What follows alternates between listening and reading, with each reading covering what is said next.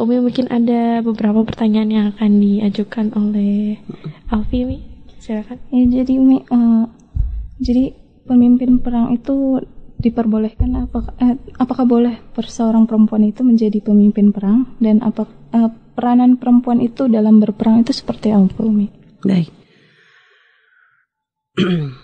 Kalau di zaman Nabi Muhammad SAW, para sahabat pun ikut cawe-cawe dalam peperangan gitu ya. Cuma memang mereka ambil bagian yang biasa ya diambil oleh kaum wanita, yaitu mereka mengurus yang sakit. Tapi ada juga termasuk sahabat yang mereka juga ikut berperang ya, ikut benar-benar berperang, itu ada gitu ya. Tapi kalau untuk menjadi pemimpin ya tetap saja nggak bisa perempuan untuk menjadi pemimpin. Jadi perempuan itu gini loh, tidak boleh menjadi pemimpin di saat di wilayah gini. Kalau gambaran tuh gimana, kayak gini ya. Ada perempuan daftar jadi pemimpin sebagai pemimpin di satu kampung gitu misalnya. Ada perempuan juga yang menjadi pemimpin di perusahaan. Nah kalau untuk di perusahaan nggak masalah, boleh perempuan menjadi pemimpin di situ. Ini tuh perusahaan sendiri, ibaratnya dia menjadi pemimpin di situ, dan itu ibaratnya bisnis dia, kebijakan dia terserah gitu ya. Tapi kalau yang berkaitan dengan masyarakat, berkaitan dengan urusan apalagi menjadi kayak perang atau menjadi pemimpin yang artinya kadang ini menyangkut keputusan umat gitu loh. Sehingga kadang kalau ya kita ini syariat kan, tentang syariat. Jadi perempuan memang diberikan batasan karena memang sebenarnya bukan bagian wanita untuk turun di situ gitu loh. Sama sebenarnya perempuan itu kalau di dalam peperangan oleh Rasulullah tuh yang sering diambil oleh oleh para sahabat adalah mereka mengambil bagian kayak merawat yang sakit, memberi minum yang merasa butuh kan begitu ya.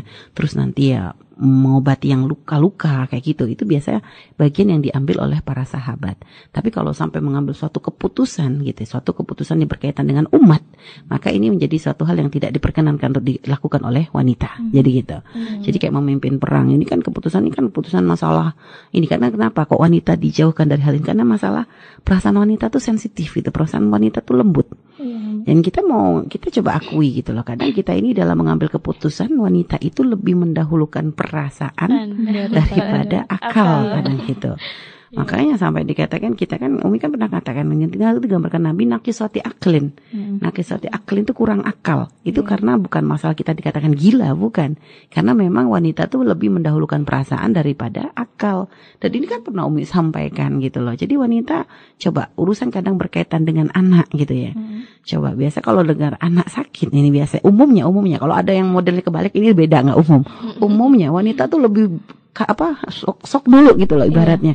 Kadang dalamnya kan lebih sok dulu, apalagi ini berkaitan dengan orang-orang yang dekat atau apa, itu biasanya akalnya sudah tiba-tiba sudah ngeheng aja gitu. Dia nggak bisa mau ngapain gitu loh. Kadang sudah keburu nangis dulu gitu kan. Kadang yang bisa mengambil keputusan cepat siapa? Biasanya suami kan begitu. Umumnya begitu. Kalau ternyata ada kebalik, ini kasus-kasus khusus gitu ya. Umumnya memang wanita, dan Umi pernah sering berikan contoh gimana kok wanita lebih mendahulukan perasaan tuh ya banyak banget. Kalau di absen mah jelas banget kita tuh kurang akal. Sampai kadang urusan ya paling gampang aja deh, urusan masalah kehamilan aja gitu ya, urusan masalah kehamilan saja. Coba, kenapa wanita mau hamil padahal tahu hamil tuh gak enak? Ya karena kurang akal. Coba wanita dikasih akal sempurna, nggak bakalan gitu loh mau. Ya, udah tahu hamil tuh nggak enak. Coba yang pernah ngerasain hamil, ada nggak yang ngomong hamil tuh enak banget? Nggak ada. Awal-awal hamil umumnya kalau memang ada yang nggak ngidam itu khusus, kejadian khusus rata-ratanya. Orang hamil tuh pertama hamil sakit, mabuk, mual, ini semuanya. Belum nanti nambah sesuatu di perutnya tuh beratnya luar biasa. Sudah begitu lihat ditendang ya, orang lain tuh kalau ditendang marah, ini ditendang malah ketawa. Coba itu kan kurang akal. Kenapa perasaannya yang main? Makanya perempuan tuh lebih banyak main perasaan. Ini contoh-contoh saja kekurang akalan kita gitu ya. Yang sebenarnya itu bukan satu hal yang hina. Ini adalah sebenarnya rahmat dari Allah Subhanahu wa taala. Dibuat seperti ini adalah untuk keseimbangan. Kalau sampai kita dibikin punya akal kayak laki-laki, lihat nggak ada perempuan mau hamil, nggak ada perempuan mau lahirkan, nggak ada perempuan mau berkorban untuk anak, itu tidak ada. Nggak ada seorang ibu mau berkorban untuk anak, nggak ada seorang ibu mau bersihkan kotorannya anak, nggak ada, karena punya akal. Coba, makanya pakai urusan bersihin kotoran anak, coba yang biasanya mau ya, kalau bapak-bapak rata-rata mau nggak mau. Kalau sudah anaknya buang air besar, buang kecil, kasihin lagi ke ibunya kan gitu. Bapak nerimanya kadang kapan kalau bersih kan gitu.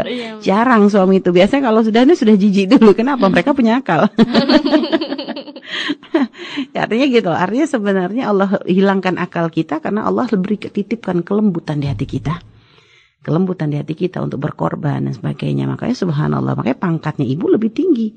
Dikatakan ibumu. Kenapa? Ya karena itu banyak masyaqqah yang dirasakan. Banyak hal berat yang dirasakan oleh ibu yang tidak dirasakan oleh bapak. Kan gitu ya. Nah, makanya karena sifat sensitif itulah gitu lah. Wanita tuh tidak ditempatkan sebagai pemimpin.